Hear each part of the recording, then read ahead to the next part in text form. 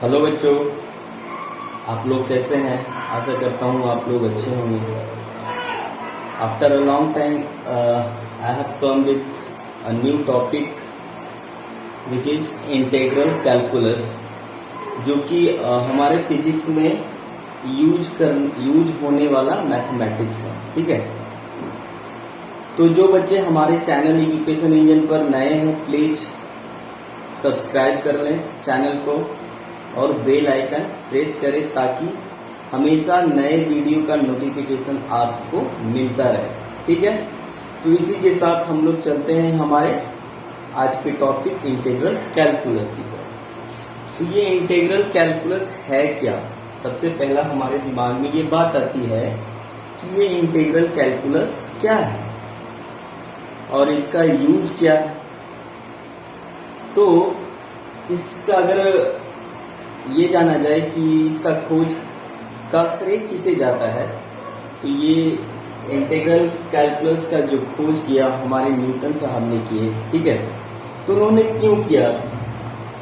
इस मैथमेटिक्स का खोज क्यों किया? तो इन्हें कुछ प्रॉब्लम्स होती थी। किस तरह की प्रॉब्लम हुआ करता था? तो जैसे अभी तक हम लोग जानते हैं कि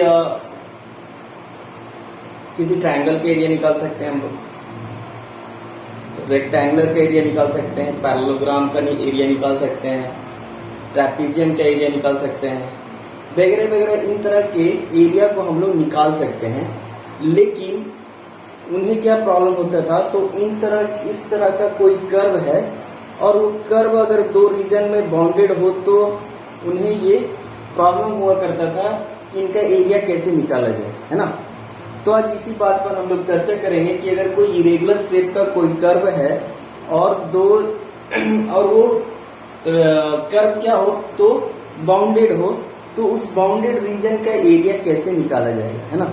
तो ये एक चैलेंज था न्यूटन के लिए कि इस तरह के कर्व का एरिया कैसे निकाला जाए। ठीक है, तो चलिए आज उसी पर हम लोग बात करते हैं। ठीक है, तो न्यूटन ने क्या किया कि अगर इस तरह का अगर कोई कर्व है और वो दो रीजन में बाउंडेड है, ये बाउंडेड रीजन है ना। अगर ये इस तरह का अगर बोला जाए कि अगर मैं इस पॉइंट को P से रिप्रेजेंट करूं और इस पॉइंट को Q से रिप्रेजेंट करूं और इस पॉइंट को M से रिप्रेजेंट करूं और इस पॉइंट को N से रिप्रेजेंट करूं, तो एरिया क्या हो जाएगा? P Q N M। ये एक बाउंडेड रीजन है।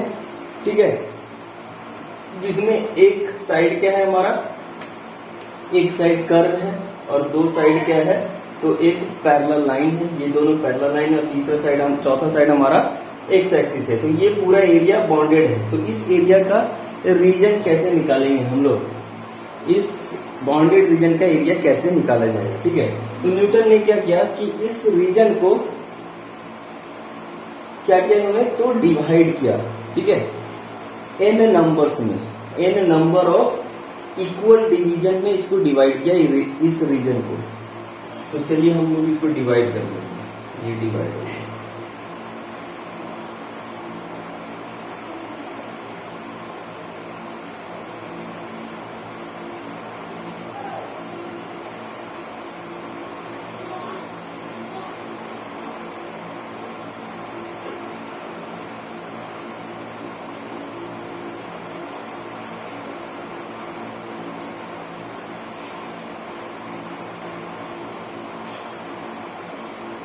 ठीक है, तो ये जो रीजन है इसको कुछ A से B वाले रीजन जो बाउंडेड हो रहा है, ये लेंथ कितना हो जाएगा? तो B माइनस A।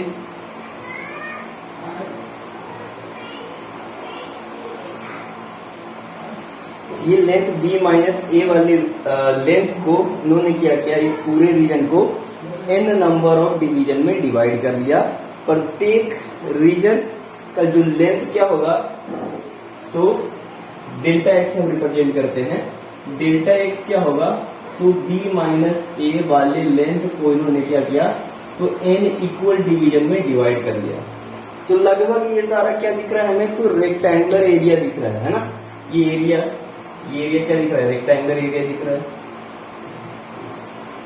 तो हम लोग रेक्टेंगुलर एरिया हम लोग निकाल सकते हैं, है कि नहीं।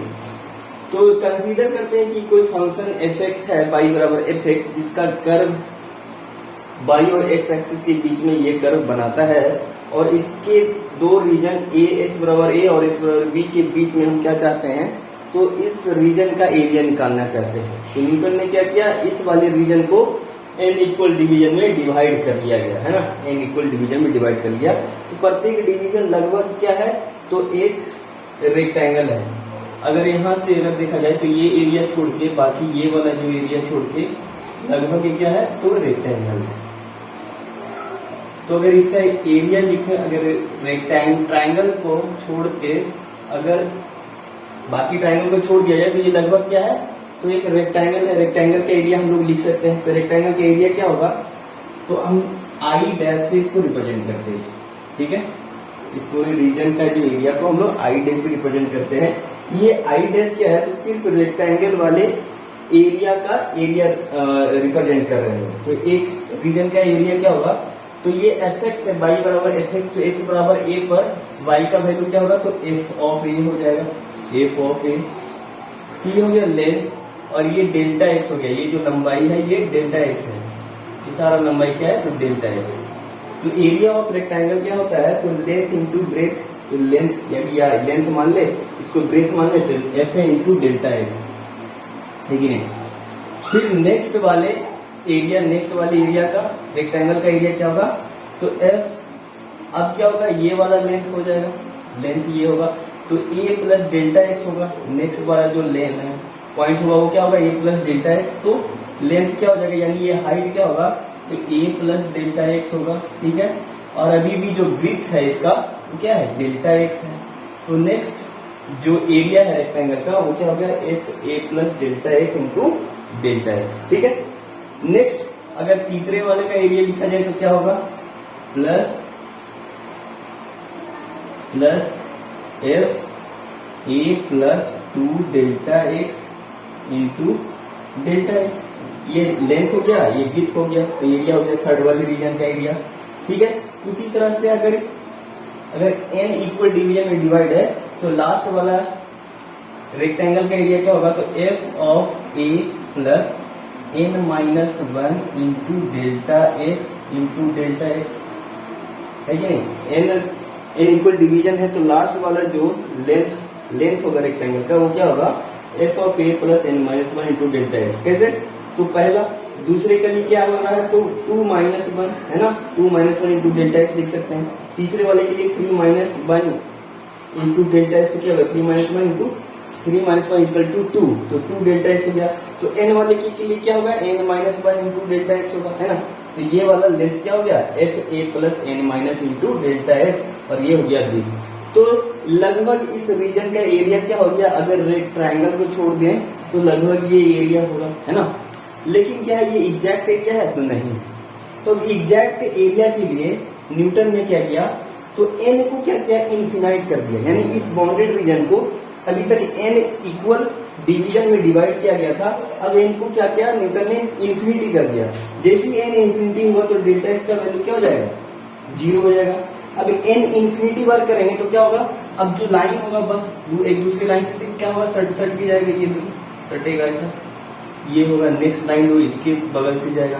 इस तरह से क्या होगा, एक के बाद एक लाइनें आएंगी और लगभग जो इसका एरिया होगा क्या होगा, तो रेक्टेंगल के बराबर होगा, है ना। तो अगर इफ n को अगर जो n डिवीजन है इस n डिवीजन को इन्फिनिटी कर दे तो डेल्टा एक्स क्या हो जाएगा, डेल्टा एक्स टेंस टू 0 हो जाएगा। डेल्टा एक्स टेंस टू 0 का मतलब क्या होगा, विड्थ लगभग 0 के बराबर होगा। तब 0 के बराबर होगा तो लेंथ क्या हो जाएगा, यानी विड्थ तो क्या हो जाएगा, एक बहुत छोटा लेंथ होगा, dx के बराबर मान सकते हैं उसको, ठीक है। और जो लेंथ होगा क्या होगा, वो अब क्या होगा, एक दूसरे के एकदम बगल होगा। और जो अभी ट्रायंगल बन रहा था तो नंबर ऑफ ट्रायंगल्स क्या होगा, बहुत छोटा होगा, जिसको हम लोग लगभग कांस्टेंट मान सकते हैं ना, इसी लेंथ के बराबर मान सकते हैं, यानी लेंथ बराबर हो जाएगा, ठीक है। तो नंबर ऑफ ट्रायंगल्स क्या होगा, धीरे धीरे क्या हो जाएगा, 0 की तरफ चल जाएगा, और क्या एक रेक्टेंगल एरिया आना शुरू हो जाएगा, है ना। तो इस तरह से क्या होगा कि हमें क्या होगा, इस बाउंडेड रीजन का एरिया पता चल जाएगा।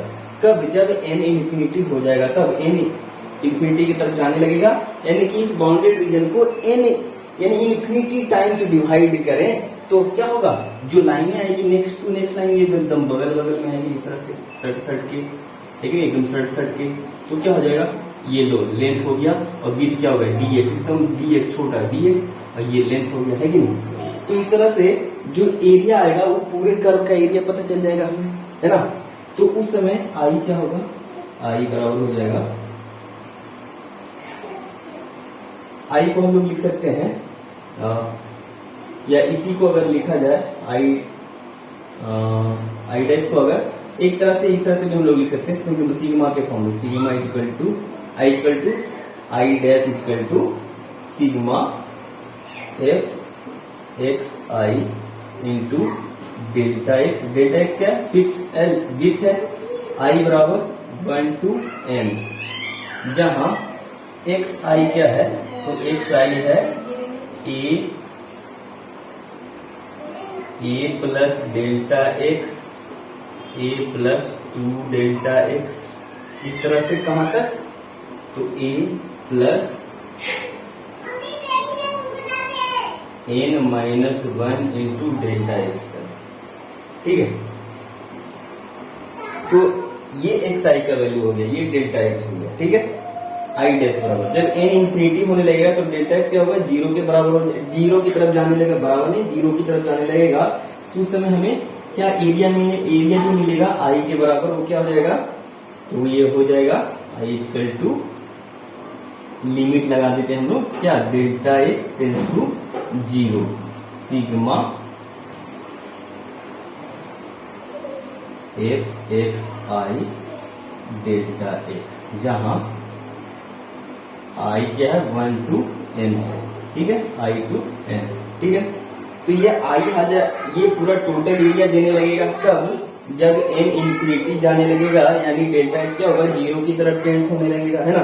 उस समय क्या होगा, तो ये पूरा एरिया आ जाएगा हमारे पास, क्यों, उस समय जितना भी क्या है, तो n इंफिनिटी के होने की वजह से नंबर ऑफ ट्रायंगुलर क्या होगा, बहुत कम हो जाएगा, लगभग वो क्या हो जाएगा, ये प्रत्येक एरिया किसके बराबर हो जाएगा, तो रेक्टेंगल के एरिया के बराबर हो जाएगा, है ना।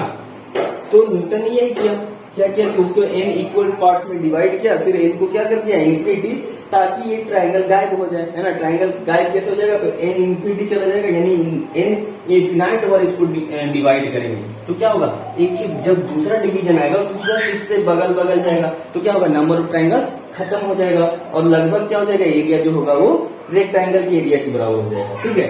तो इसको लिखने का एक और तरीका है, इसको इस तरह से भी हम लोग लिख सकते हैं, कैसे लिख सकते हैं, तो इस तरह से लिख सकते हैं, इसको मैथमेटिकली कैसे लिखते हैं हम लोग, तो आई बराबर, इसको ये देखो, इसका इंटीग्रेशन का साइन बोलते हैं, ये सिग्मा समेशन मतलब जोड़ का आप साइन क्या ले लिया, इंटीग्रेशन, है ना। ये हो गया एफ एक्स इंटू dx, जो किसके बराबर है, तो limit delta X tends to 0 sigma F X I into delta X, जहां आई क्या है 1 to n को रिप्रेजेंट करता है, ठीक है।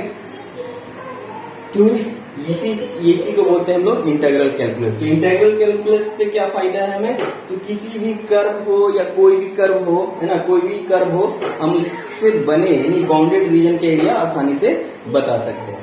तो चलो हम लोग देखते हैं क्या कि कुछ एरिया निकाल के देखते हैं, है ना। तो मान लेते हैं कि कोई कर्व y बराबर एफ एक्स, y बराबर एक्स कर्व लेते हैं, तो y बराबर एक्स क्या कर्व होगा,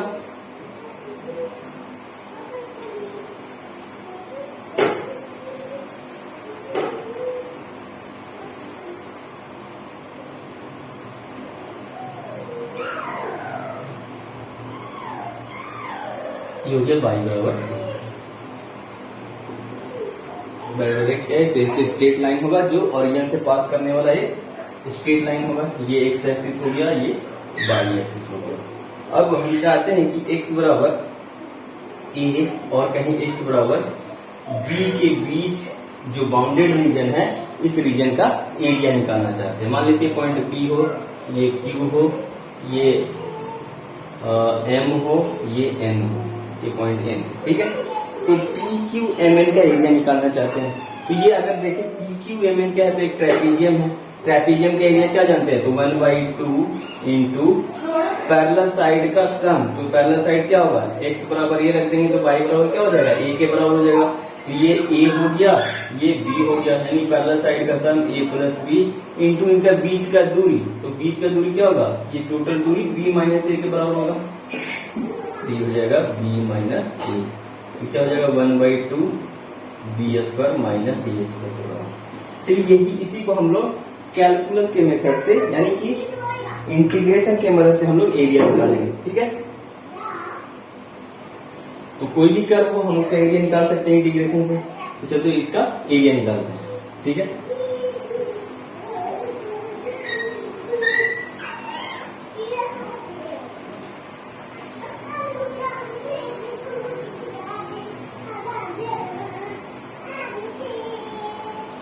तो सेम मेथड में हम लोग क्या करते हैं, इसको n टाइम n डिवीजन में पहले डिवाइड कर देते हैं, n इक्वल डिवीजन में। चलिए इसको n इक्वल डिवीजन में डिवाइड कर देते हैं।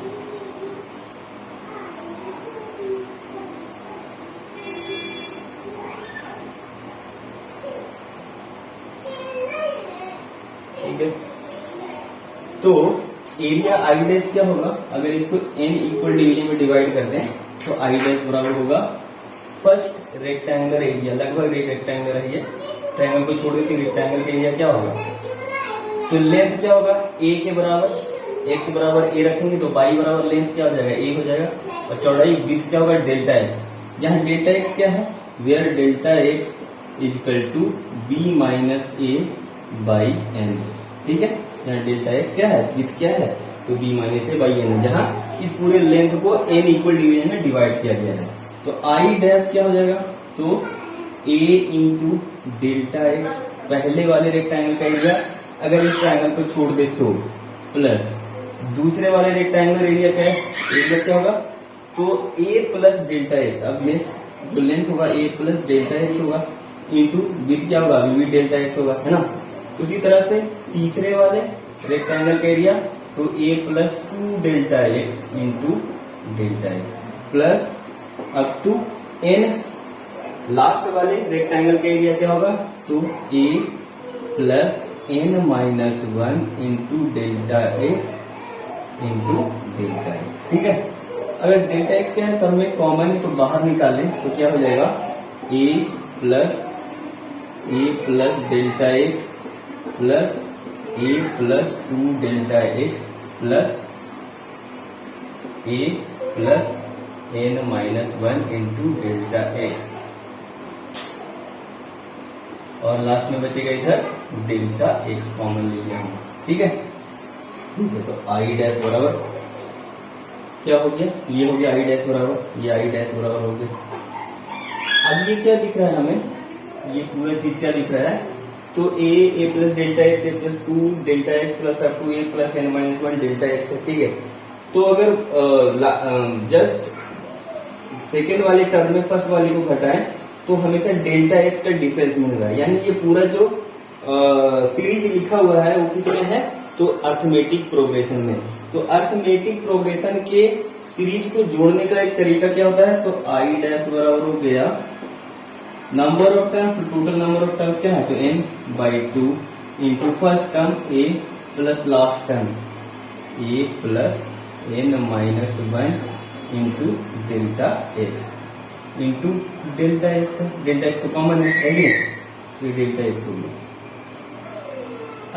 अगर इसका एरिया पूरे का एरिया चाहिए तो ये ट्रायंगल का एरिया क्या होना चाहिए, 0 होना चाहिए, यानी हम क्या करेंगे इसको n इनफिनिटी बार अब क्या करेंगे इसको डिवाइड करेंगे, यानी क्या करेंगे n टेंस टू इन्फिनिटी होगा तो डेल्टा एक्स क्या हो जाएगा 0 की तरफ, तो उस समय आई डैश से क्या हो जाएगा आई के बराबर, यानी कि जो इसका समेशन होगा इंटीग्रेशन के बराबर। अब समेशन निकालेंगे हम लोग, इस समेशन में निकाल रहे हैं, तो डेल्टा एक्स अब 0 कर देंगे, तो लिमिट लगा देंगे, limit delta X tends to 0, ये हो गया n/2, ये अगर खोले तो क्या होगा, तो a प्लस a 2a, अच्छा b माइनस a बराबर n इंटू डेल्टा एक्स, यहाँ से क्या हो सकता है n इंटू डेल्टा एक्स बराबर b माइनस a के बराबर होगा, तो ये n माइनस 1 बराबर क्या हो जाएगा ये अगर गुना करते हैं तो 2a हो गया n delta x minus delta x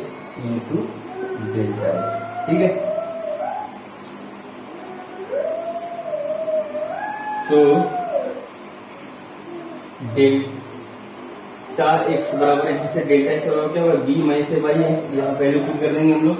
तो limit delta x tends to 0 n by 2, ये हो गया 2a n डेल्टा x बराबर b minus a minus delta x, और डेल्टा x बराबर हो जाएगा b minus a by n, n से n कैंसिल, ठीक है।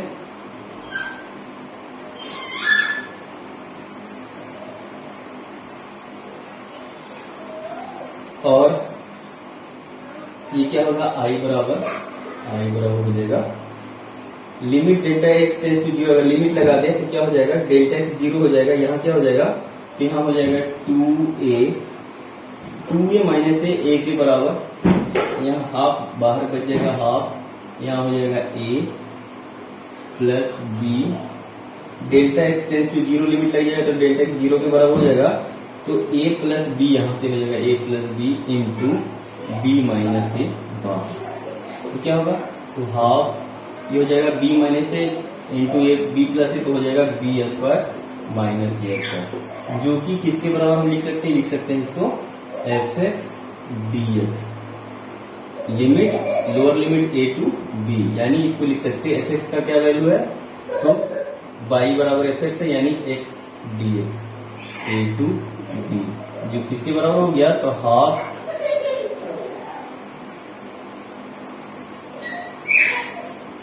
किसके बराबर हो गया, यानी इंटीग्रेशन जो हो गया, ये हो गया integration lower limit a to b x dx, जिसका वैल्यू क्या आया, तो 1/2 b square minus a square, यानी ये आया क्या होगा, तो ये आया होगा x square by 2 a to b, जो कि b square minus a square by 2 के बराबर है।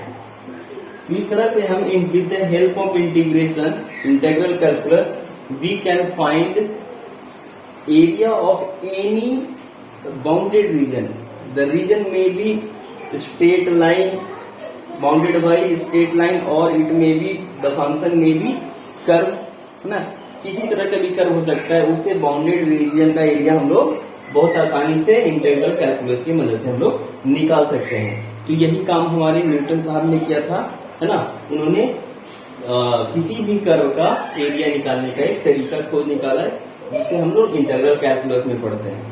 तो इस इंटीग्रल कैलकुलस बाकी हमारा मैथमेटिक्स में एक अलग चैप्टर है जो कि हम लोग को पढ़ना है, ठीक है। तो उसमें और बहुत सारे मेथड हैं, बहुत सारे सब्स्टिट्यूशन मेथड, एलिमिनेशन मेथड, तो find out the integration of a function, ठीक है। तो अब इसका कुछ बेसिक फॉर्मूला है वो देखेंगे हम लोग, ठीक है।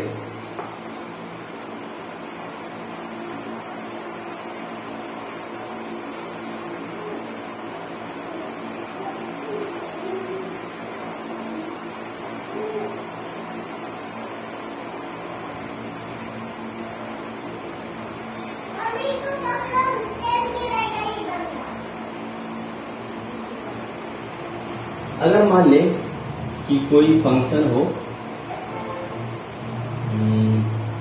लेट कर लेते हैं, एफ एक्स ये फंक्शन, ठीक है, फंक्शन ऑफ एक्स। अगर इस फंक्शन डी ऑफ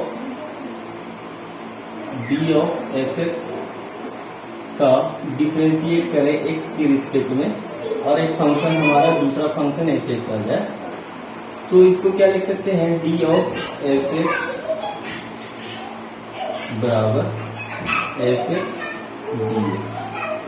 अगर दोनों तरफ इंटीग्रेट करें तो क्या हो जाएगा, एफ एक्स के बराबर हो जाएगा, और ये क्या हो जाएगा, तो एफ एक्स डी एक्स। तो यहाँ पर एफ एक्स जो है वो क्या है, तो कैपिटल एफ ऑफ एक्स का एंटी डेरिवेटिव है, ठीक है। तो यानी अगर हमको किसी फंक्शन का एंटी डेरिवेटिव पता हो तो हम उसका इंटीग्रेशन बहुत आराम से बता सकते हैं। जैसे एग्जांपल के तौर पर लेते हैं, कि सपोज कि साइन एक्स का मान लेते हैं y बराबर साइन एक्स एक फंक्शन है, साइन एक्स का डेरिवेटिव क्या होता है, तो कॉस एक्स होता है। ठीक है, अब इसको क्रॉस मल्टीप्लीकेशन करें डी ऑफ साइन एक्स, तो क्या हो जाएगा cos x D x, cos x D x. अब इंटीग्रेट कर दे इसको दोनों तरफ, तो क्या हो जाएगा, ये हो जाएगा साइन एक्स बराबर इंटीग्रेशन हो जाएगा कॉस एक्स डी एक्स। तो ये इंडेफिनिट इंटीग्रेशन बोलते हैं, इसमें कोई लिमिट नहीं लगाया हुआ, यानी कि अगर कॉस एक्स को इंटीग्रेट करेंगे तो हमको क्या मिलेगा, साइन एक्स, है ना। तो हम लोग क्या जानते हैं कि साइन एक्स का डिफरेंशिएशन क्या होता है, कॉस एक्स। तो कॉस एक्स क्या है, तो साइन एक्स का एंटी डेरिवेटिव है ना। इसी तरह से तो cos x का sin x हो गया। अब हम लोग देखेंगे कि अगर cos x को डिफरेंशिएट करते हैं तो पहला ये फॉर्मूला, पहला फॉर्मूला ये हो गया। अगर दूसरा फॉर्मूला देखें हम लोग तो क्या लिख सकते हैं, cos x को अगर डिफरेंशिएट करें x के रिस्पेक्ट में तो हमें क्या मिलता है, sin x मिलता है माइनस sin x। तो फिर से इसको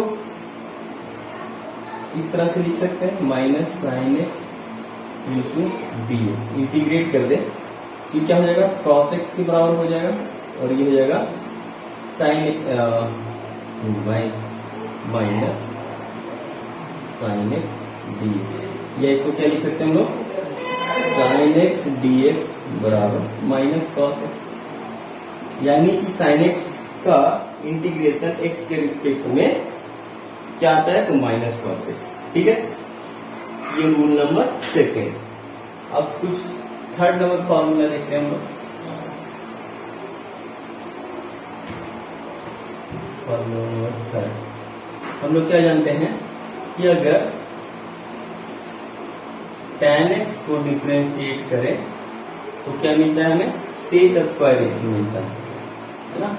या सेक स्क्वायर एक्स को इंटीग्रेट करें यानी डी ऑफ tan x को इंटीग्रेट किया जाए, sec square x D x को इंटीग्रेट किया जाए तो क्या मिलेगा, ये tan x हो जाएगा sec square d x, sec square x D x, यानी कि sec square x D x का इंटीग्रेशन क्या मिलेगा, तो tan x। हम लोग क्या जानते हैं, tan x का डिफरेंशिएशन सेक स्क्वायर एक्स है, तो सेक स्क्वायर एक्स क्या है, तो tan x का एंटी डेरिवेटिव हो गया। तो यही क्या है, हमको इंटीग्रेशन मिलता है, सेक स्क्वायर एक्स का इंटीग्रेशन क्या होगा, तो tan x। उसी तरह से सिमिलरली हम लोग सारा एंटी डेरिवेटिव का हम लोग इंटीग्रेशन लिख सकते हैं। तो tan हो गया, cot का क्या होता है, तो अगर cot x को अगर हम लोग डिफरेंशिएट करें तो क्या मिलेगा, माइनस cos स्क्वायर एक्स, है ना। यानी cos square x D x को इंटीग्रेट किया जाए तो क्या मिलेगा, माइनस cos एक्स मिलेगा, है ना। तो ये रूल नंबर 4 हो गया। रूल नंबर 5 सिमिलरली अगर d by d x sec x into tan x को डिफरेंशिएट करें तो हमको क्या मिलता है, सेक एक्स मिलता है। ठीक है, अब सेक एक्स को इंटीग्रेट करें तो क्या मिलेगा, सेक एक्स डी एक्स को इंटीग्रेट करें तो हमको क्या मिलेगा, sec x into tan x मिलेगा। सिमिलरली अगर कॉसेक एक्स डी एक्स को इंटीग्रेट किया जाए तो क्या मिलेगा, minus cosec x into cot x मिलेगा।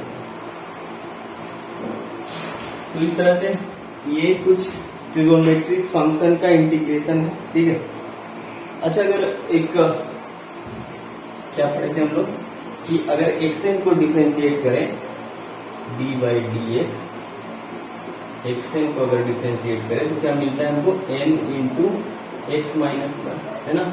यानी कि डी एक्स एन को इंटीग्रेट किया जाए तो क्या मिलेगा, n into x N minus one D x, ये हो जाएगा एक्स एन बराबर, अगर नीचे एन लिख दें तो हो जाएगा X N minus one D x, यानी X N minus one D x बराबर X N minus one plus one by N minus one plus one, ऐसे लिख सकते हैं इसको। t कट जाएगा तो क्या हो जाएगा, हो जाएगा xn by n। यानी अगर यहाँ पर xn होता है xn dx का डिफरेंस इंटीग्रेशन तो क्या था xn + 1 by n + 1। तो इस तरह से कुछ हम लोग क्या देखें, इंटेग्रल कैलकुलस का कुछ फॉर्मूला, ट्रिगोनोमेट्रिक फंक्शन का कुछ बेसिक रूल है, some basic rule of integration देख लेते हैं हम लोग।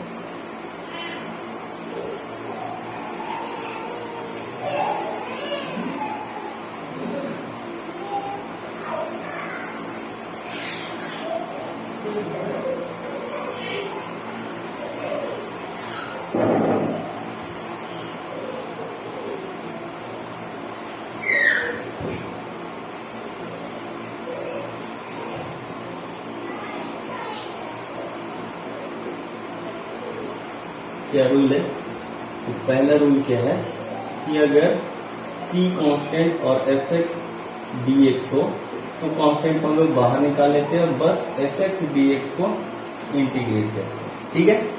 अगर रूल नंबर 2, अगर फंक्शन में कांस्टेंट के साथ cx dx ऐसा हो तो हम लोग क्या करते हैं, ये हो जाएगा इंटीग्रेशन, क्या होगा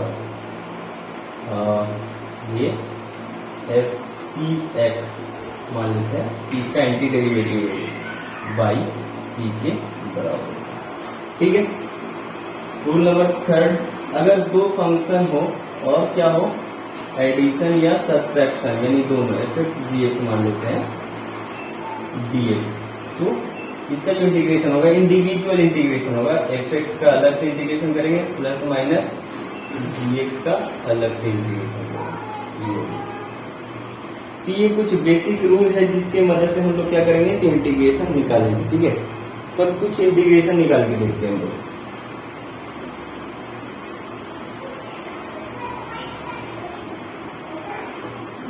तो मान लेते हैं कि हमारे पास दिया हुआ है इंटीग्रेशन है 2x² + 3x + 5 को इंटीग्रेट करना है x के रिस्पेक्ट में, तो क्या हो जाएगा, तो अलग अलग इंटीग्रेट करेंगे। कहते हैं फंक्शन क्या, 3 फंक्शन है, कांस्टेंट फंक्शन हो गया, ये वेरिएबल फंक्शन है यानी कि अलजेब्राइक फंक्शन है, ठीक है। तो 3 टर्म्स है, तो तीनों टर्म को अलग अलग हम लोग क्या करेंगे, इंटीग्रेट करेंगे। तो 2x² dx + 3x dx + 5 dx, ठीक है। तो ये हो गया कांस्टेंट बाहर, integration x² dx plus constant बाहर x dx + 5 कांस्टेंट बाहर और इंटीग्रेशन dx। यहाँ पर पावर x का पावर 0 लिख सकते हैं, कोई प्रॉब्लम नहीं है।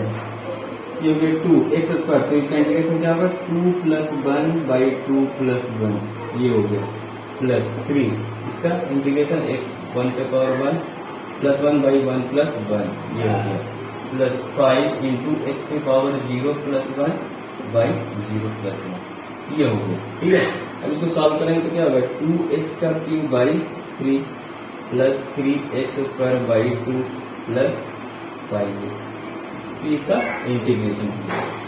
तो आई होप आप लोग को ये वीडियो अच्छा लगा होगा। अगर अच्छा लगा तो प्लीज चैनल को सब्सक्राइब कीजिए और बेल बटन को के आइकन को प्रेस कीजिए ताकि आपको हमारे वीडियो का नया नया नोटिफिकेशन आता रहेगा। तो मिलते हैं नेक्स्ट वीडियो में। नेक्स्ट वीडियो में हम लोग अपने काइनेमेटिक्स, नेक्स्ट चैप्टर काइनेमेटिक्स पर डिस्कस करेंगे, रेस्ट एंड मोशन के बारे में। तो मिलते हैं हम लोग नेक्स्ट वीडियो में। Thank you.